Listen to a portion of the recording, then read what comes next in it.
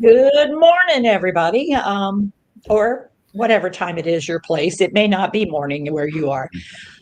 It certainly is here, and it is cold here. Yeah, we're for us. Now, I know I've talked to a friend and colleague, Polly, up in Minnesota, where it was -2 or something the other morning without wind chill. And we were like, and we're 26, and it feels really cold here.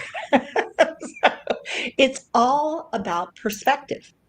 And that's what we're going to talk about today because we got a question in. And the question related to so if and this in this case it was a spouse. If my spouse doesn't know apparently or doesn't agree or doesn't understand or doesn't appreciate that they have dementia, do I talk with them about it? Do I try to get them to get it? Do I try to bring it up? How do I do that or what do I do instead?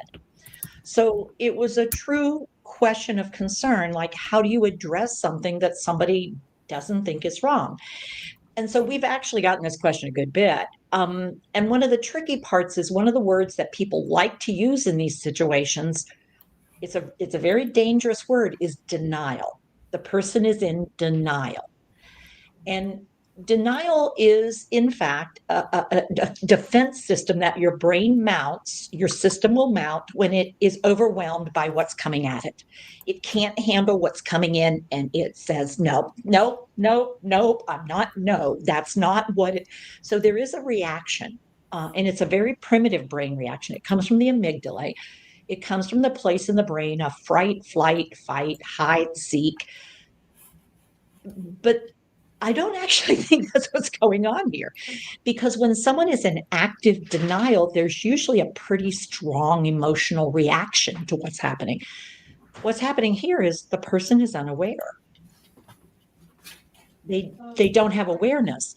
And that gets a little tricky because what we want to sort out is this an unawareness that we could possibly help someone move from being unaware to aware to knowledgeable to skillful at coping with this? Or is this something truly that no idea, and it's not going to develop an idea?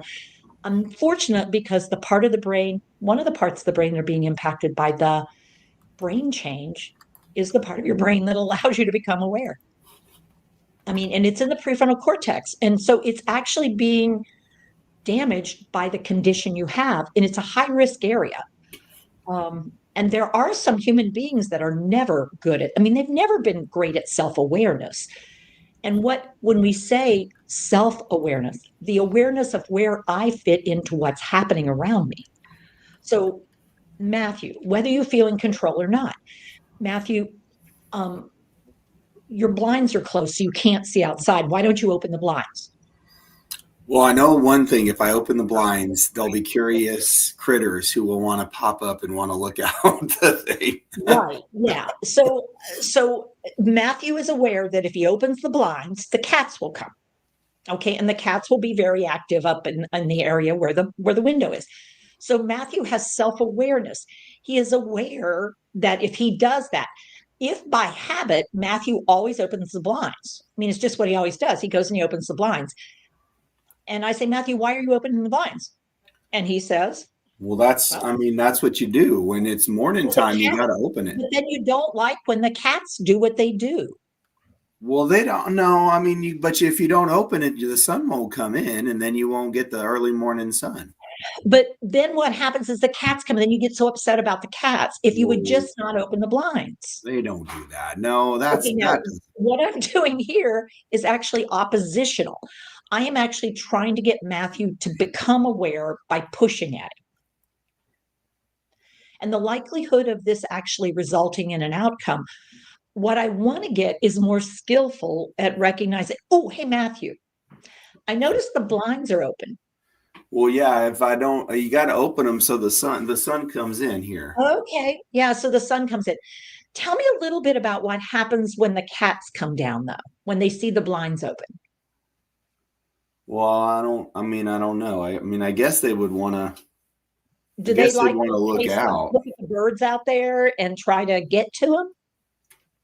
Well, yeah. I mean, they sometimes they're ones that are out there and they'll Oh, come up yeah. and they'll So, get oh, into you it. know what? I wonder if You close the blinds and I'll turn on the overhead. Oh, so that way there'll be more light.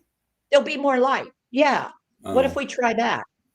well, okay. I mean, I guess we Okay, could. so what you are seeing me do is figure out how to manage a situation where there is an awareness, there's not going to become awareness.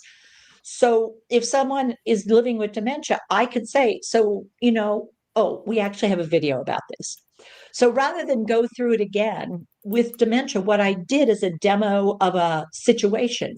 And guess what? In this condition with lack of self-awareness, there are going to be a lot of situations.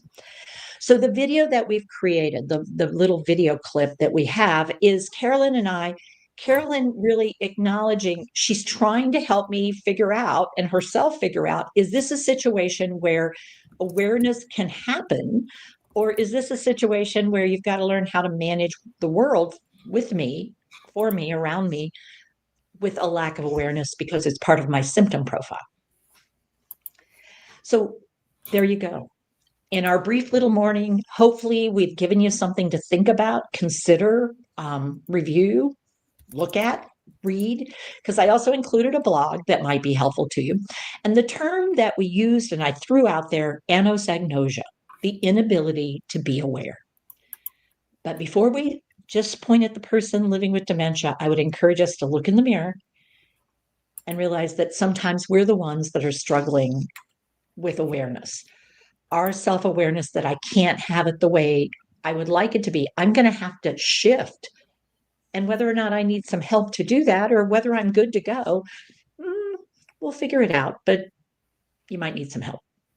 So, Matthew, anything to add? I think we're sort of at time. We're at time. We're sticking with our agreement, Teepa.